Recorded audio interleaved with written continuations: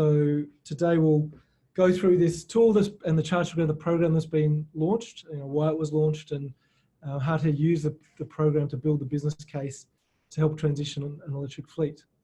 So my name's Dan Hilson. I work for an organisation called Evenergi, and we help businesses transition to electric vehicles. We are a software as a service company that builds software, but we do consulting as well here in the UK and France. And we've built this program in association with the Electric Vehicle Council, who most of you would already be very well aware of. They obviously work in the space of helping government, industry, energy companies, consumers and infrastructure find its way forward in the industry from both policy, advocacy, and helping to facilitate the market. So very happy to be working with them on this project. And the actual, what is the overarching Charge Together platform or project? Essentially, it involves a number of different things. This BetterFleet software as a service platform, a knowledge base, regular webinars like this one, usually with more interesting people than me, message forums, national procurement initiatives, which are an initiative we can talk about perhaps in another webinar. You can see the supporters up the top, all these great people that have come together to help build the program, industry groups and organisations that are committed to this transition.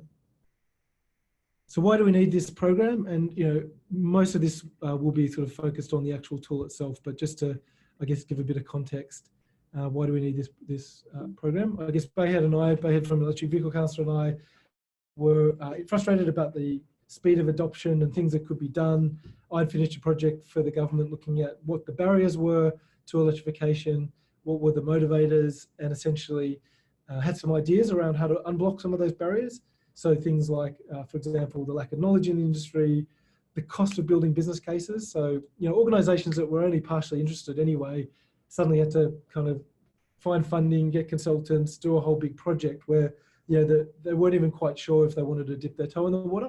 So these were sort of some of the key barriers that were stopping people sort of getting even on the journey. So, a lot of the things, the components of the program trying to address those barriers. I'm not going to talk today about why electrification. I assume if people are on the phone, they're probably already bought into that. One sort of, I guess, way I do like to put it, one thing I will refer to because I like it because I made this thing recently is, turning the conversation around into what happens if we don't do it. And that can be both from a national perspective, but an organisational perspective. So, down the track, basically, you've lost money, you haven't invested in electric vehicles, suddenly the economics stack up. And as a nation and as businesses, we're losing money effectively, from a global perspective. So, but as I said, I won't go into detail. Just so people know, if you do have questions, comments as I go along, if you can just put them into the chat box, and Alex is here, she'll be watching them and sort of alerting me to them, and I can answer them as we go. So why do fleets matter anyway? Like, why is the Electric Vehicle Council and others, believers that this is really important? I mean, part of it's on the fact that they buy from a total cost of ownership perspective, so they can actually look at it in a different way to a consumer. They can use them, they can use them more, they can use them, can utilize them more, and a lower cost of running vehicle that's used more generally has a better total cost of ownership. They have sustainability drivers, many organisations, particularly local governments, and many of you on the phone are undoubtedly from local governments. They feed the secondary market faster. So generally, fleets hold on to vehicles for shorter periods. And so they get them into the secondary market, which gets people familiar. And this is a really important one. So if one of you on the phone gets really excited and goes, I'm going to be the champion, that can affect thousands of vehicles. Whereas obviously trying to get to one consumer at a time is a important but different proposition. So these are sort of some of the reasons. There's lots of reasons. So just quickly, again, what is the program? So you can see in that context, we developed it with input from a whole bunch of fleet managers and industry people, IPWEA and AFMA, particularly from the fleet industry, CCP, City Power Partnership from sustainability perspective. And really it's about acceleration. It's about making this an easy, low cost and fast process and accelerating the transition, and different tools that we thought were necessary to help with that process. So the procurement thing, if you're wondering why that could seem a bit out of place, essentially, the supply of vehicles is a major problem. So it's really around addressing that supply. The rest of them are probably pretty self-explanatory in terms of why they're there. Vehicle guides to understand vehicles and knowledge base to understand what to do. And part of it's also just an ethos, bringing lots of organisations together, solving issues together, was a big part of that as well. Excuse me. So, the components of it, the knowledge base, there's a lot of detail there. People may have been to the website. We've tried to make that very impartial. We're not trying to sell electric vehicles. So it provides detailed information on pricing, range, efficiency. It's likely to be one of the most comprehensive ones currently now in Australia, which is filling a lot of gaps, things like range and other things that people aren't really sure about. So what does it do? The vehicles in the actual product, there's 400 vehicles, and we got them from the New South Wales government, South Australian government, and Victorian government lists. So that's a pretty extensive list of fleet vehicles. It takes into account emissions intensity of every grid, supports all taxes and duties in every state. If you're a government fleet, it doesn't need to incorporate tax. If you're a business fleet, it can incorporate tax. It allows for individual electricity and fuel pricing for individual projects, and allows for green energy. So you can tweak the amount of green energy. It's designed for collaboration. So really it's an industry funded thing from the government. It's supposed to be used with your own internal teams, with fleet organizations, with consultants, with your financier, whoever might need might have interest in the project, which is sort of why we built it as we did, as a portal rather than just a website. So people could share projects and discuss them.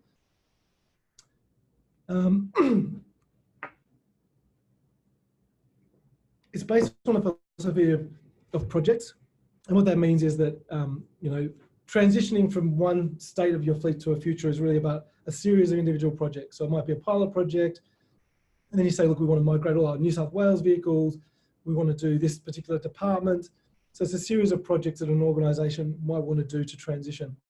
So that's why we've used it. Some of these terms are a little bit unfamiliar, and I'll try to sort of explain why. And we're trying to tweak them and get feedback all the time. Happy to take feedback. But the reason we use project is because of that sort of mentality of transitioning. It's entirely configurable. So fleet managers, we're very big on saying, look, every single element of the platform needs to be able to be overridden by their own assumptions. So all of them are configurable. So how do you get started on this journey? And I guess there's two sort of elements to that, really. The one is the overall arching program. And the program is not just the BetterFleet tool or the BetterFleet platform, it's also the knowledge. And so the first thing really is we try to create a knowledge base that would enable a common language across the industry. And that's like internally with your own organization, between suddenly fleet managers and sustainability managers are talking about this, facility managers need to talk about the facilities. So it's creating a common language and understanding, and also with the EV industry itself. So, talking to charging providers and other people that were important in the process. So it's really important that you know the basics, and some of you already will be very familiar with them, some of them won't. But even things like driving range, for example, there's a lot of different ways and languages and definitions of these things. Even EVs, there's lots of definitions of these things. So, we've tried to build in some understanding of what is driving range as an example there. So once you've sort of got to that point, next step is really starting to build the business case, which is the majority of what this webinar is about. And on the website, there is a how-to guide, how to make the business case, which you can the knowledge base. But essentially, at a high level, there's these steps, and a lot of them are encapsulated in the tool. So the steps are around finding the champion or form the team. And, often most organizations, when they get to electric vehicles, will form a team, and they'll get a cross-functional team together. And successful projects will almost always have an executive sponsor, like all the projects you've probably done in your organizations, and they'll almost always have a champion. Someone needs to be really excited. We did a webinar a few weeks ago with Dundee Council. It's really worth watching if you haven't. And that's an example of a fleet manager who just is so excited by this that it was just going to happen. So very important that someone is like that. Evaluate the existing or potential procurement criteria. So a lot of local government are very used to this, but really saying, is it the same as it used to be? Do we change it? Do we still think, is safety number one? Is environment number one? Is there anything different to this, or is it just the business as usual? What's the plan period for that as well? Are we looking at let's just look at our next replacement cycle. Are we trying to do a business case for the next 10 years? Local governments obviously work often in 5-year planning cycles. So what is the cycle? Decide on, is this going to be like an incremental transition with individual projects, and what are you going to call them? So is this like a pilot and then, you know, pool vehicles, or what's the way you're going to approach a transition? Understand the assumptions. So, you know, what are your fuel prices, electricity prices? You know, how are you going to make this like-for-like comparison believable within your organisation? And, you know, someone's not going to go, well, you're using the electricity prices, it's not fair. Look at different vehicles and scenarios. So that's what we're going to show you now in the tool. Get to understand comparable vehicles. And then it's really, I mean, in the sense of electric vehicles, you know, one of the big differences is that it is hard and often they won't stack up. So it takes some effort to think about change. You know, do you keep the vehicles for longer? Do you, do you run them harder? So it's really about scenario analysis and trying to find a way to make it work, which is again why you need the champion. So I'm going to go into the tool now and start to take you through that platform. So when you first get into the tool, essentially you get the dashboard. The very first time you get in, the dashboard will just simply say, get started, and it will tell you what to do. We've obviously learned a lot as we've sort of done workshops with people, watched how they've used the tool, enhanced it over time, and we're continuously enhancing it because of that. And so we've changed this now, so when you log in, you just says get started. So the first thing to do is really create a project, optimize it, run a report. That's really the three things right now the tool does. And I'll just go through an example here of doing that. So creating a project, and as I said before, you know, you've sat down and you thought about, how do I see my fleet? You know, do I see my fleet as a location? I'm saying I'm going to transition my depot. My depot's got a bunch of, you know, passenger or pool vehicles. So I'm going to call this, you know, New South Wales pool vehicles at Sydney Depot, for example. I'm looking at a replacement date for these vehicles are going to be this year. So I'm going to say that my vehicles I keep for 5 years. So generally in fleets, it's anywhere between 2 and 6 years, depending on the particular vehicle asset class. And the purpose of this vehicle is to evaluate whether electric for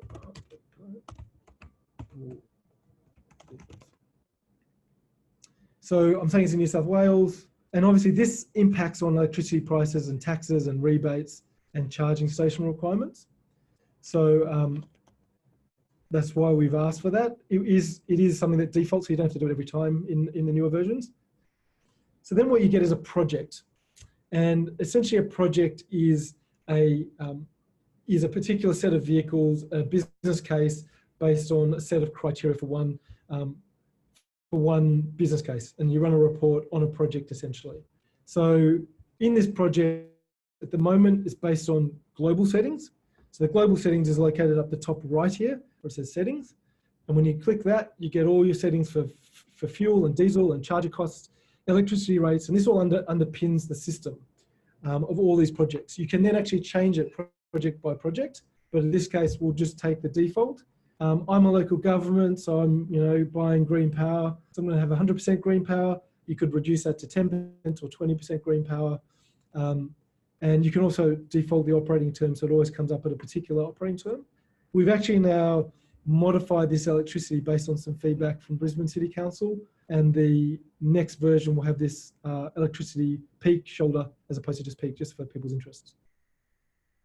Right, so we've done that, and then we're going to add a scenario. And we could easily have just called this add a vehicle, and there's a lot of debate about why we called it a scenario. The reason we called it a scenario is because we thought you might want to add multiple vehicles with different criteria. So, but we may well fold on that and go back to just adding a vehicle, calling it add a vehicle. So we're going to add a vehicle here. We're going to add a Toyota Corolla, very popular vehicle, variant Ascent, and 2018. And the distance traveled, so the distance traveled, let's say it's 20,000 kilometers. So you may know this, you may not, you might have to go and collect some of this data. Same as the settings, you know, you may know your electricity prices, you might need to get a bill and, you know, look at the bill and, you know, work out from that bill, what is your peak shoulder rates. Some of you will know that, some of you won't. But, you know, you can also just, you know, the first time using the tool, you might just get some averages and say, look, the average in Australia is 12,000 for a fleet. We're just going to use that to do a like-for-like comparison. So I've added this Corolla, and I add it, I get the scenario optimization page or vehicle optimization page. And in here I can, as fleet managers requested, I can go in and change almost every criteria. So, is the cash price, or do I get a dealer discount? Do I want to look at finance leases? Do I want to look at operating leases? So it's defaulting at the moment to cash. Lots of local governments will buy in cash, others won't. But it's something you can run a scenario on. So for example, if you find that the upfront costs for your business is too high because vehicles are slightly higher, you might start to look at finance leases because you might say, I can spread that cost. So just an example of why you might look at that scenario in the future for electric vehicles. So you can also update the maintenance costs. So our model has some maintenance costs. The assumptions of this, by the way, are all available on the Charge Together website. So you can go through and look at them all.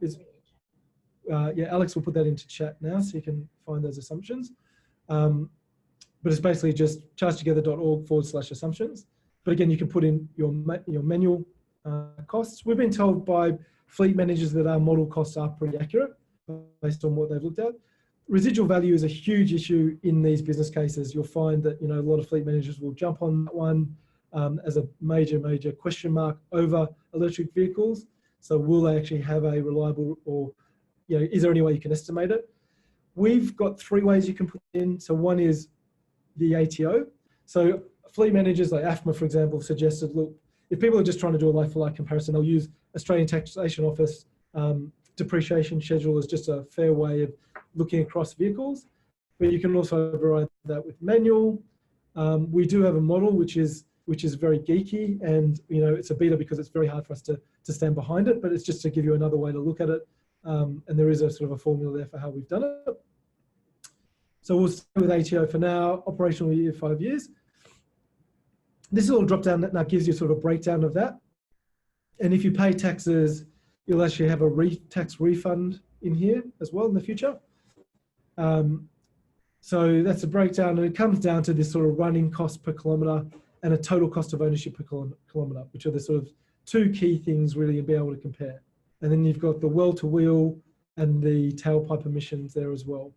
So then you basically then just say compare scenario, and you start to build up a number of vehicles. Now I'm going to go back to a project I have prepared earlier, rather than adding a whole bunch of vehicles. So here's a big project, and this was one looking at light vehicles, small passenger class, for pool vehicles for a particular scenario, a particular project.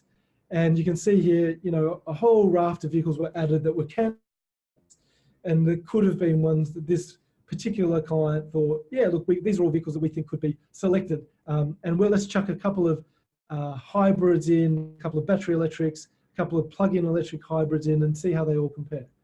So I'm going to select all of those ones, a nice sort of variety of them. And I'm going to run a report on that. And effectively this report then lines them up and gives you some ability to sort of compare across these different options.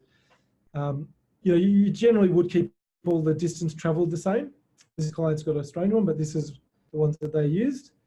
The total cost of ownership is obviously a really important comparator, the bottom line of all of this. So how do they all stack up? And in this case, the Corolla hybrid electric stacks up really well.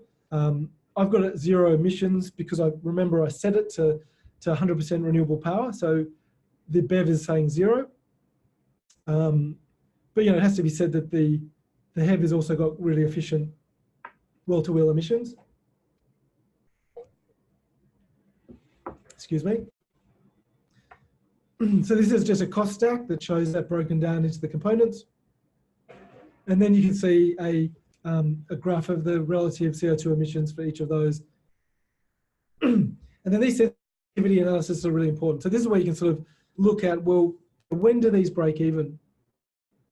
So you might have vehicles that these are all very close. So we sort of purposely selected ones in this case that were quite close, but you might find some that aren't close, and the break-even point basically, dramatically comes down with an EV over time. The electricity cost is looking at the sensitivity. So what happens if electricity prices go up? We are going to change this to do petrol as well. So at the moment it only does electricity. In the next version, probably, hopefully next week, it'll be not electricity cost, it'll be fuel cost. And you'll be able to see the relativity if petrol prices or electricity prices go up. Same thing with ownership. Keeping an electric vehicle longer because it's got a higher upfront price will actually affect whether it will break even. And obviously the well-to-wheel emissions. So this is looking at, as you buy more green power, what happens to emissions. And then, the assumptions underlying it. So the idea of this is you can print it out, download it, print it out, and then, take it to a meeting, append it to the back of a business case, and effectively then have the conversation with your team around, well, what happens if we tweak this or tweak that? What's the best way to get this to stack up? So if I go back here, you can see this particular scenario. We could then go and compare all these other vehicles and look at which ones will stack up. So at the moment, that's the guide. There's also a vehicle guide. So the vehicle guide in the application, obviously understanding what these different vehicles are, pricing low to high, looking at perhaps all electric, going into some detail with those vehicles in terms of the specifications of them, safety, environmental range. And we've tried to explain, there's some new terms in there for a lot of people. We've tried to explain wherever we can in detail what those are. Time to charge, so looking at this particular vehicle, how long it will charge. So the future platform will actually have this more integrated, so you'll be able to add these to your projects directly from this screen. So we've got some enhancements in the next few weeks coming up to make some of that stuff a little bit more integrated. So that's sort of, I guess, the overarching tool at the moment. We're implementing a charging element, so you'll be able to effectively go into a particular scenario. So for example, this one, and add a charger cost to that. So at the moment, the cost is not being attributed to the car, but in future, you'll be able to actually say, look, I want to apportion a percentage of a charger cost to that vehicle, which will be, I guess, an important part of the total cost of ownership. And we'll do another webinar potentially on that once it comes out. So look, that's the overarching tool. You can see how it fits into this life cycle of creating a business case, getting a team together, looking at procurement criteria. So when you saw those vehicles lined up, you can actually say, well, how do they compare for safety, environment, total cost of ownership, running costs, etc. You can set up projects and define your transition pathway. You can muck around with assumptions. So, you can look at different assumptions for fuel costs and future fuel costs, electricity prices. You can perform sensitivity analysis and then, go to your team and debate and then go back and do it again. So this is the beginning. We have a lot of features. So a lot of people have been using it. We've got probably about 97 active users at the moment of 250 people signed up. But this is the beginning. So yeah, have input, collaborate. If there are vehicles there that, in your fleet that aren't on the tool, tell us and we'll add them. We have had people come forward and say, oh, look, we actually have this particular vehicle. If there's features that you think are necessary, then also let us know and we can add them. And also, you can email this address, fleetsau@chargetogether.com, and essentially we will help you, or we can also organise one-on-one webinars. So if your organisation wants to set up the tool individually, wants help in understanding how to best do that, then we can assist you with that. Ultimately, what we want is to people having set up the tool well, giving us feedback, helping to enhance it, and then we can make it work better for everyone. So that's sort of what I wanted to go through, and I'm happy to take questions if there are any. I'll just have a bit of a look. Okay. So Ben, the maintenance cost for BEV in the portal appears quite high, circa $8,000 for 6 years for the Hyundai Ioniq, over 20,000 kilometres. Where have those vehicles been derived from? Okay, great question. So at the moment, those maintenance costs are coming from motoring groups. So we've got NRMA as a partner, but also RACV and others. So we've taken theirs, but they don't cover all the vehicles, they cover a subset. So what we've had to do for the vehicles that aren't covered is basically write an algorithm that looks at similar vehicles, similar ages, similar warranties, and then we attribute it. So at the moment, that's how it's being done. We do allow people to override it and sort of sanity check it, but at the moment, that's sort of how we how we've done it right at the moment.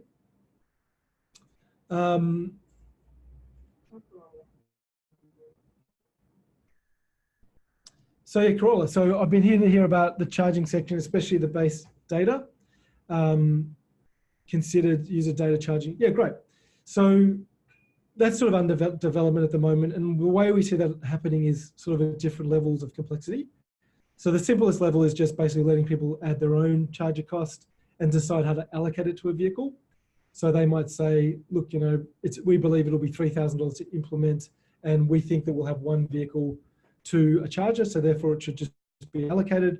Or they might say that vehicle will be here for 10 years and therefore we'll allocate it to several vehicles because we'll turn them over. So it's just an allocation way of doing it.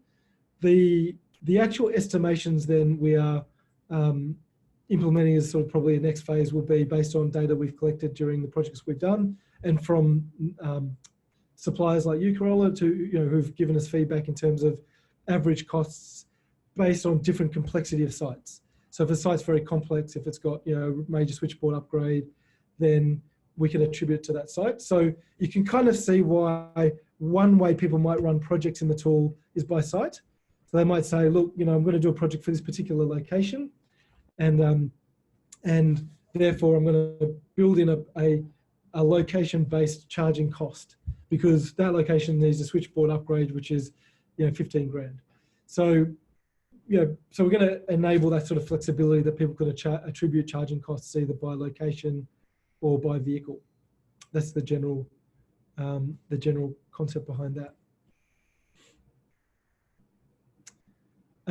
Is there a cost to local governments to access this tool? Shane, thanks Shane. Look, at the moment there's no cost. So it's been funded by ARENA. The tool at the moment's free to access for local governments or in fact for everybody. There's a lot of consultants using the tool and others as well. I mean, for full disclosure, I mean, our ambition as a business moving forward is to have additional modules or some support services that we will charge for if people want them, but there's certainly no cost for the core tool. And the idea is that ARENA's funded that for 3 years to be hosted by the Electric Vehicle Council as a free. And so, yeah, so that's the kind of the model for the core tool. Everything I've shown you today is basically part of that core tool. Great. So yeah, as I said, we'll be, you know, that email is accessible. People can email us with further questions, or in fact, we can set up webinars individually with organisations if they'd like. So reach out to us, and I really appreciate you. Okay, hang on. John has asked about the National Procurement Initiative. So essentially the idea behind that is that the ACT government was very keen to look at, they were buying a lot of vehicles and how they could leverage that. At the time they were using SG Fleet, and they sort of negotiated a price through those guys, which sort of started the conversation about, well, was that possible? There's precedents all around the world for electric vehicle national procurement initiatives because of the problem of supply. So part of it's just about getting supply. So it's not even about pricing. It's just getting a interface point to the manufacturers and saying to them, look, you know, we have a good idea about demand. You know, all these people in the program are looking to buy, and this is kind of the timing. And that's sort of helpful for them in terms of supply. And the other is around price. And really that's been about, you know, establishing something for government. And now also we've got an industry working group around, you know, it's not any, you know, getting around FMOs or finance companies. It's really just saying there might be opportunities for direct Nissan, for example, to give a price to the market, which is through the program. And so you still purchase through where you purchase through today, but essentially through the program, there'd be an additional discount. And so, you know, Mitsubishi, for example, has offered something to date, and others are sort of looking at offering program-based volume discounts. So, yeah, so that'll become that is actually available in terms of actually signing up, but the discounts will be periodic. So we'll come to the people who sign up to the program and let them know over time when things are available. Yeah, great. Well, thank you very much for your time, everyone. Sorry I had a bit of a cough there. That was a bit unexpected, but I hope everyone got a little bit out of that. webinar. And yeah, we've got a number of really good webinars planned over the next couple of months. So we'll send over some information on that to the mailing list. Thank you for your time. We'll talk to you all soon.